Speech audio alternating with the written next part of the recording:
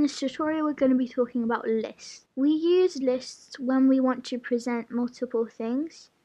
We're going to start our list with a variable, so I'm going to say numbers, and then when we use lists we always use square brackets, so I'm going to write the numbers 79, then 58, and just note when we write lists we separate everything with commas, and then finally 86. Now I'm going to write a print statement.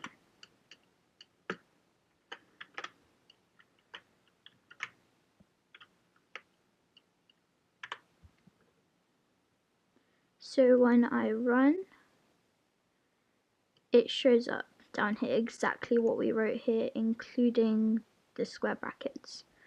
But what if we want to print a single number from our list?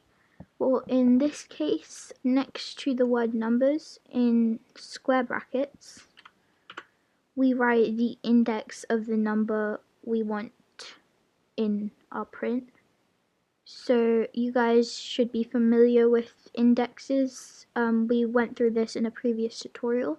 So I want to include the number 23, and the index of this is 2 because 79 is 0, 58 is 1, and then 23 should be 2. So I'll write 2, and then when I run, it says 23.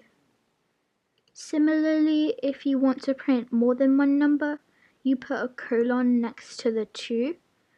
So I want 79 and everything between 79 and 35 to be printed. So I'm going to write 0, then colon 4.